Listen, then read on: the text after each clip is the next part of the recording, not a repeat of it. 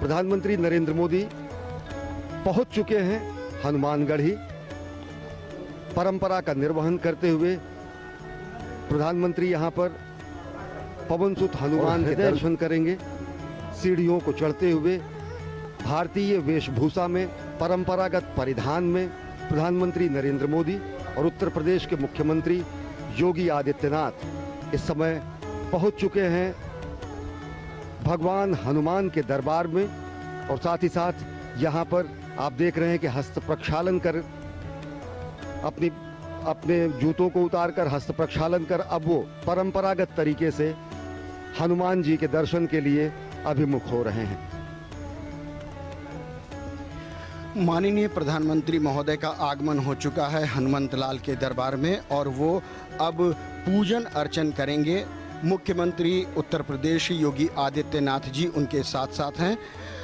हनुमानगढ़ी के भीतर प्रवेश करते समय जब आप चलते हैं ये परिक्रमा मार्ग से जिधर से प्रधानमंत्री जी जा रहे हैं तो हनुमान बाहुक सुंदरकांड, हनुमान चालीसा उत्कीर्ण है संगमरमर के प्रस्तरों पर। और अब जबकि माननीय प्रधानमंत्री जी गर्भगृह के ठीक सामने पहुंच गए हैं और वो पूजन अर्चन परंपरागत ढंग से कर रहे हैं। मनोजवम मारुतुल्य वेगम जितेंद्रियम बुद्धिमताम वरिष्ठम वातात्मजम वानरयूथ मुख्यम श्री राम दूतम शरणम प्रपद्ये। भगवान हनुमान श्री राम भगवान के अनन्यतम भक्त माने जाते हैं और ये परंपरा है कि अयोध्या धाम में पहुंचने वाला हर व्यक्ति सर्वप्रथम भगवान श्री राम के अनन्यतम भक्त पवनसुत हनुमान के दर्शन करेगा। और उसी परंपरा का निर्वहन कर रहे हैं प्रधानमंत्री नरेंद्र मोदी। इस समय हनुमानगढ़ी में मौजूद हैं, पवनसुत की आरती कर रहे हैं। अपने आप में बहुत ही ऐतिहासिक अवसर।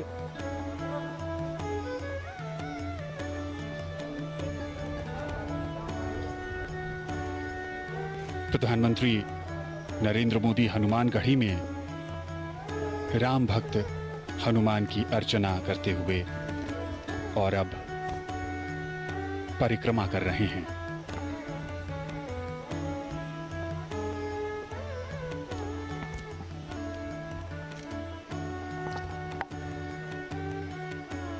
आज एक लंबे इंतजार के बाद वो शुभ मुहूर्त और अब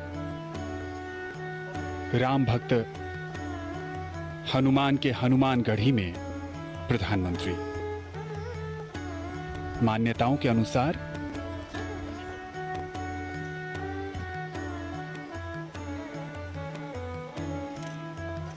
हनुमान जी का राज तिलक यहीं हुआ था।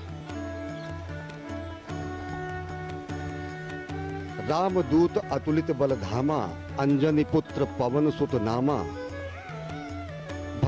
भगवान हनुमान पवनसुत कहे जाते हैं और अंजनी पुत्र कहे जाते हैं। और सबसे बड़ी बात जो भगवान हनुमान को रामदूत की जो संज्ञा मिली हुई है वो उन्हें और विशिष्ट और विलक्षण बनाती है और एक प्रतिबद्धता संपूर्ण विश्व के सामने स्पष्ट रूप से आती है जब खुद भगवान हनुमान ये कहते हैं कि राम काज कीन्हे बिना मोहि कहाँ विश्राम।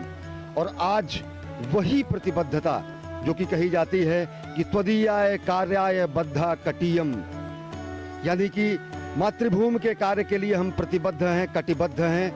आज उसी प्रतिबद्धता के परिपूर्ण होने का दिन है और आज प्रधानमंत्री नरेंद्र मोदी के कर कमलों से भूमि पूजन होगा भगवान श्री राम के जन्म स्थल पर दिव्यतम भव्यतम मंदिर के निर्माण के लिए।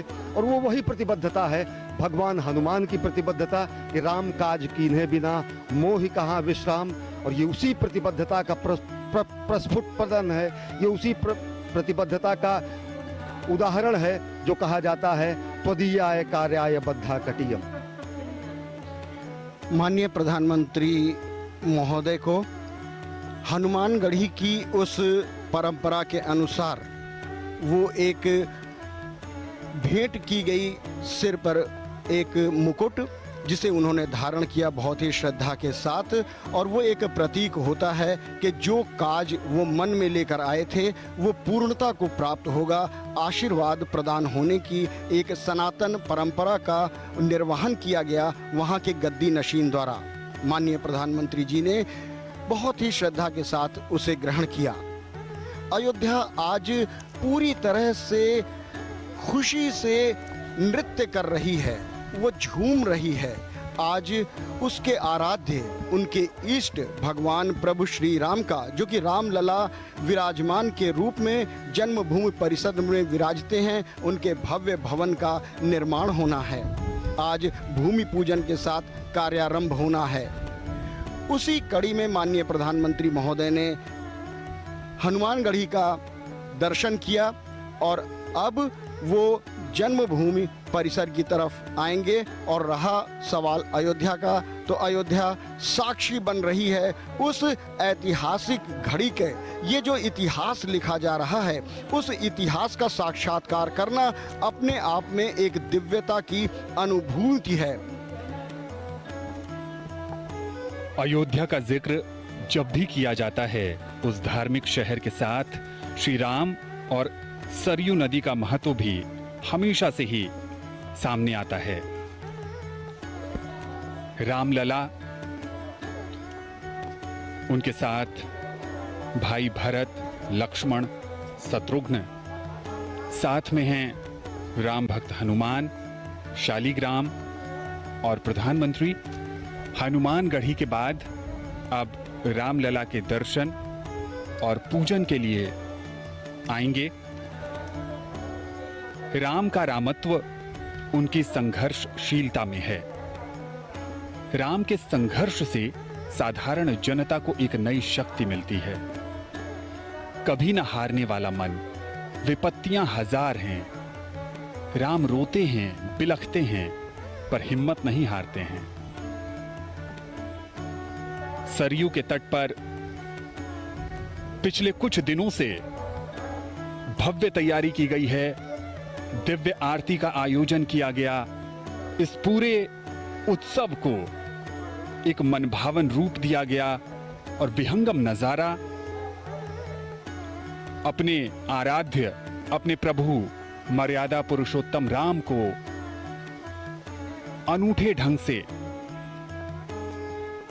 समर्पित ये कार्यक्रम और पूरे अयोध्या नगरी को प्रकाश की रोशनी से जगमग किया गया।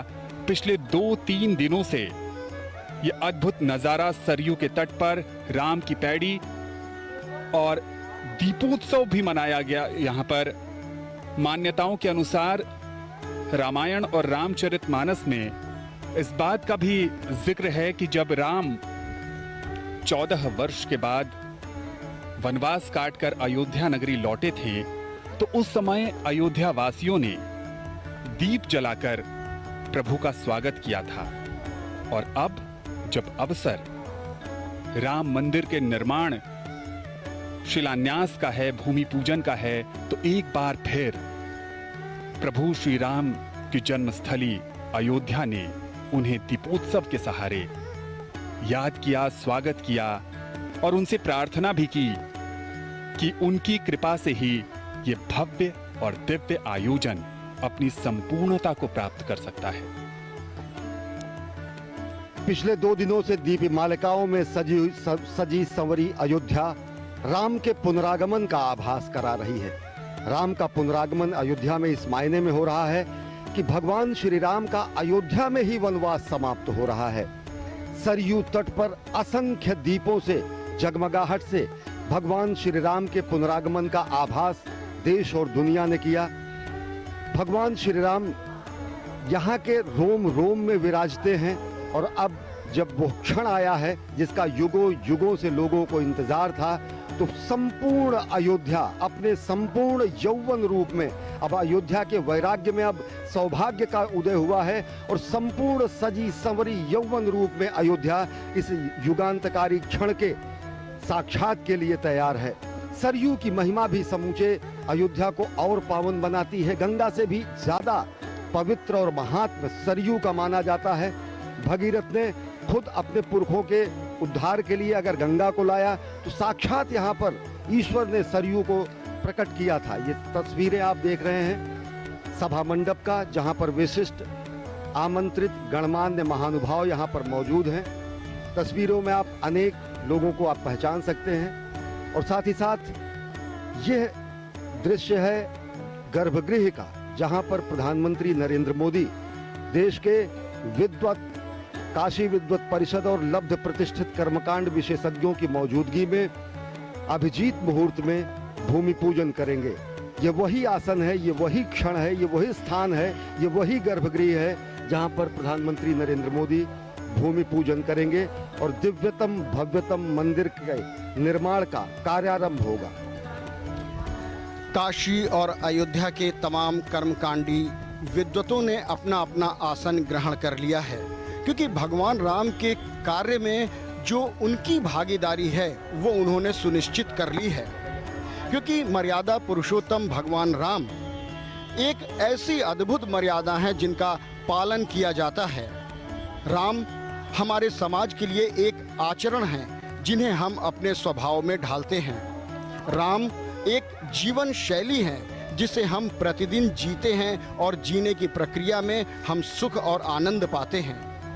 कष्टों, दुखों, विपत्ति रशियन तात्पर्य ये कि राम किसी एक परिधि में बंधने वाले नहीं हैं, क्योंकि वो व्यक्ति नहीं हैं, वो एक आदर्श हैं, वो मानव जीवन जीने की शैली हैं। और इस बीच एक बार फिर मुख्यमंत्री महोदय आगवानी के लिए उपस्थित हो गए हैं माननीय प्रधानमंत्री महोदय के, और वो अपने काफिले के साथ यहाँ पर उपस्थित हुए हैं। उनकी आगवानी करते हुए गणमान्य लोग, अब माननीय प्रधानमंत्री का आगमन हो चुका है उस घड़ी की तरफ जहां